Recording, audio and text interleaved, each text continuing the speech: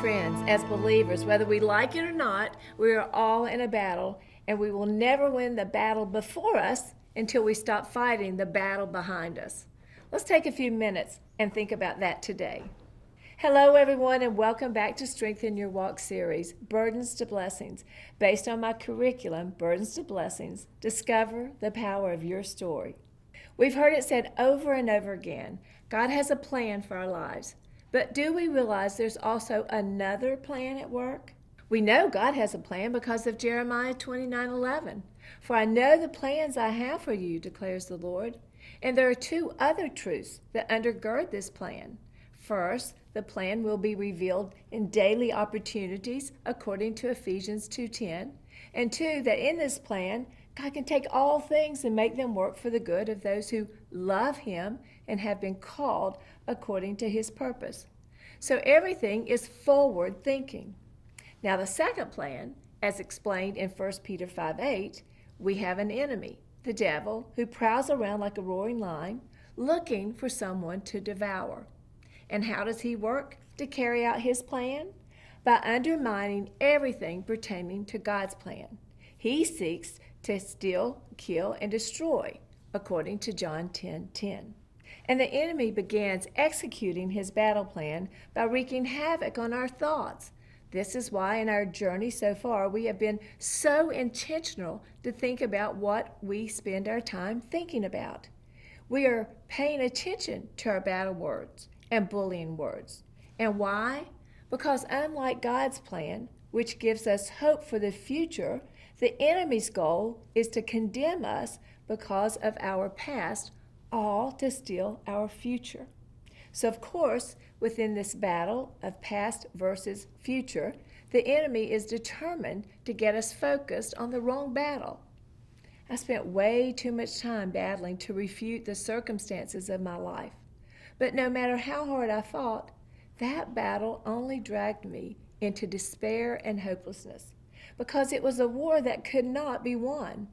I was not going to ever be able to change what had happened.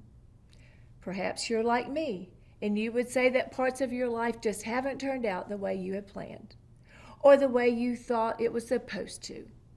We probably could talk forever about that. But this is what I've learned. We must stop fighting our past and begin fighting for our future.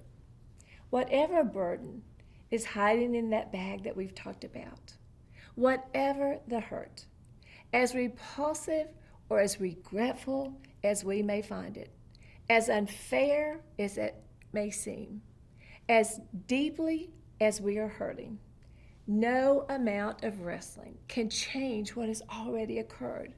The only real fight is the one for what is before you. Yes, there are two battles. Think for just a moment about the brown bag and its burdens. Think of the ways the burdens have talked to you and caused you to doubt your future. Now think of the truth in God's word and all that He promises. I've heard it said that where the mind leads, the body and the heart will follow. Are you ready to let God's word help you to stop fighting your past so you can begin fighting for your future? This is a lot for you to consider. I understand, but it's truth. So let's conclude today by looking at the hope found in 1 Peter 5. We began with the enemy's plan, as we've just discussed. Your enemy, the devil, looks for someone to devour, to steal, kill, or destroy. But the passage goes on to tell us what we're able to do in that battle.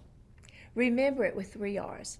Resist him, remain standing firm in the faith, and remember you're not alone, that the family of believers throughout the world is undergoing the same kind of suffering. By doing this, we are promised in this battle for our future, with brown bags and all, we win. Because God steps in. And the God of all grace, after you have suffered a little while, will Himself step in, restore, make you strong, firm, and steadfast.